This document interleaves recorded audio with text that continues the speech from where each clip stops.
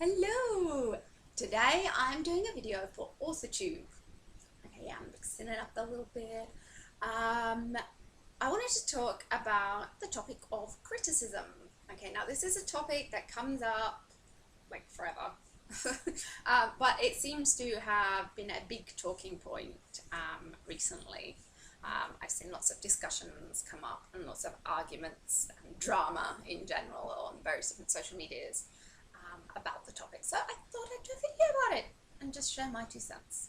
So, okay, I want to look at it from an author point of view, but also from a reader point of view, okay? So start with the author side of things, okay?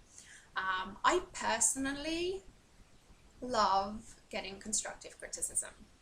Okay, it helps me grow as a writer, it helps me improve my work, and therefore for me that is just like awesome. And so I will always be grateful for any reviews and feedback that I receive, regardless of how positive it is. Okay, I mean, obviously all authors are like, yeah, I want those 5 stars. Yes, we do, because it also affects the algorithms and things on sites like Amazon, for example. You know, the more 5 stars you get and things, the more they push your books. But you know, I love getting those 3 and 4 stars where it's a really balanced feedback. You know, the reviewer is saying what they've liked about it and what they haven't. They're saying maybe, you know, it would appeal to this kind of person but not to this kind of person, because we have to remember no book is for everybody. Okay, and that's really, really important as authors. You know, obviously it's our baby, and you know, we want everyone to love it and think it's as amazing as we do, but that's not going to be the case. Okay, you put something out in the public and you know you're open to public opinion for it, then you have to have a tough skin and be able to take it when that feedback is less than, you know, 100% on it, which is something that apparently a lot of authors don't do, which I think is an incredible shame. Because I think if someone has taken the time to read my book and they've also taken the time to therefore give feedback on it, okay, so they've bought my book, they've read my book, they've taken the time to give me feedback on the book, saying what they liked and didn't like about it, then I'm just gonna say thank you. You know, because that's amazing for me as an author. You know, someone has read my book and they're giving me feedback on it. That is absolutely awesome, even if, you know, that feedback isn't just to tell me how amazing I am. You know, if they're saying, you know, what can be improved or whatever, then that is the best kind of feedback as far as I'm concerned. Now, I'm going to give you an example. There's a recent review for the first 6 books in my Cosmos series. I'm going to link that down below, and she's done an excellent job reviewing. It's not all positive, people, it's not, and I'm totally fine with that. I really, actually, the video that she's done is going to help me so much, and I am so grateful that she took the time to do it, because she's analysed all the various different books, she's found holes in it, she's found places where I can improve. And for me, that is amazing, because to be honest, the Cosmos series for me is an experiment. Basically, it's a literary experiment. I've never done serial fiction before, and I decided to do it also because I have so many novels in progress that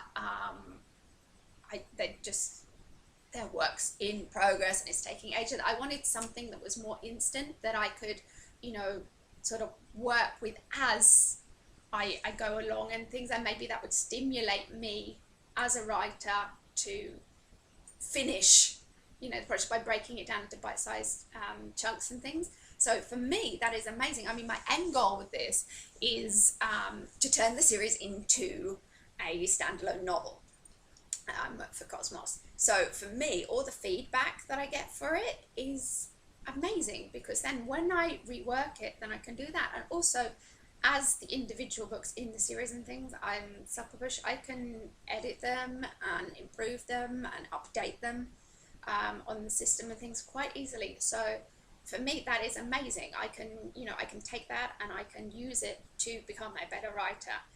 And so, yeah, that is like the best stuff. And I think that more authors need to sort of open up to that aspect of it, because I've seen an awful lot of discussions and even, kind of virtual fights over reviews and things between readers and authors. And I'm just like, author buddies, what are you thinking? Someone's read your book, they've given you feedback on it. It might not be 100% positive, but you put it out in the public, you asked for people to give feedback on it, basically. And it might not necessarily always be what you want to hear, but use it to become a better writer, to improve that work, or to improve your next work, so that they won't criticize it as much or whatever in the future. Don't go attacking them for having an opinion which doesn't fit in with what you want to hear, okay? Because that is just wrong, okay? You should be thanking them because they took the time to read your book and also give feedback on it. That said,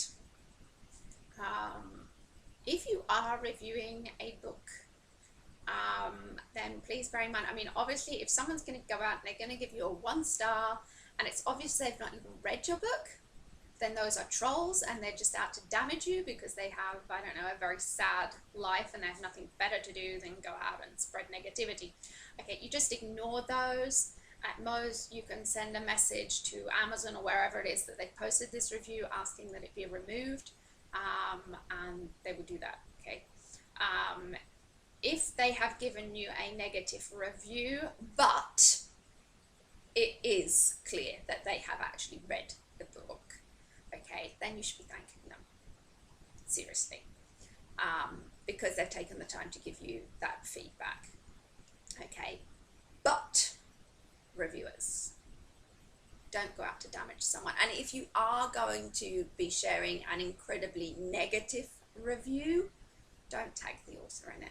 That's just cruel. That's just, that's sticking the knife in and then twisting it, and it's just not nice. And it's not necessary, because authors, we set up Google alerts for our name, for the names of our books, for our websites, and pretty much everything. So we're going to find it anyway, okay? There is no need for you to shove it in our face and be like, you suck, because no one likes hearing that, okay? That's negativity for the sake of negativity. So don't do that. Also, even if you're giving a negative review, you don't like the book, okay, there is always something positive you can say about it, okay? And if you can't find even the smallest positive thing to say about it, then maybe you shouldn't be posting it, okay? You're filing out too much negativity in the world, and we don't need that, okay? There is always something positive that you can say about it, whether it's, the actual book totally sucked, but I liked the book cover, or the whole plot wasn't for me, it didn't make any sense, it was badly written, or whatever, but there was a really good piece where the character did da-da-da. But there is always something positive that you can say. So even if you are doing a negative review, then don't forget to say something nice about it as well. Because remember, if you can't say anything nice, don't say anything at all. So anyway, yeah, I think there just needs to be a little bit more open mind approach to reviews from both sides. And I think it's very sad. There's a lot of people that are, there's reviewers that are trying to make a name as being a reviewer or whatever, and they will go out and they're trying to create drama by slamming a book or whatever. And to be honest, if you're doing that and, you are posting a review with nothing positive in it, and you are just out to attack the author, and you're even tagging the author in the post that you're doing, whether it's a video review or written review or whatever, then you should really take a good hard look at yourself, and why you're doing what you're doing, because people will see that, they'll notice the negativity, and you know that you're damaging yourself long term anyway. But also the authors, same thing. You know, how you respond, that is going to have an effect on your reputation and things as well.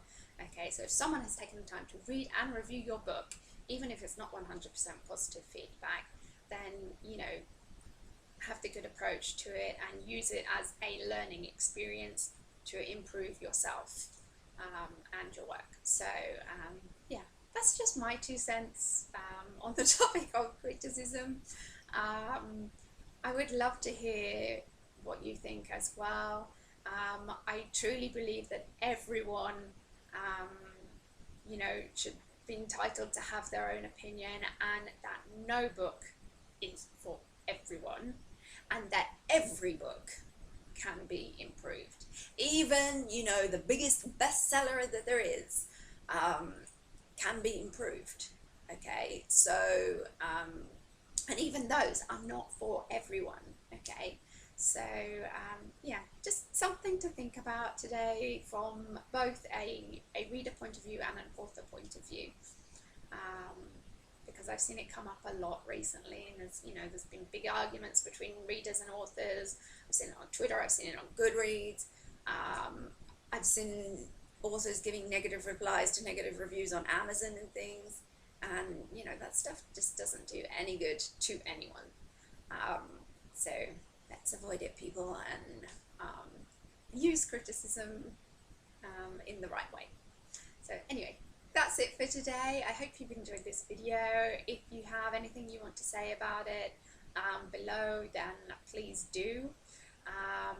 You know, maybe even you've got like a really good example of a review that maybe you did, that, you know, the author reached out and, you know, gave you that feedback or whatever. Just link up below and discuss, people. Anyway, that's it for today. Thanks for watching, and I will see you next time. Bye.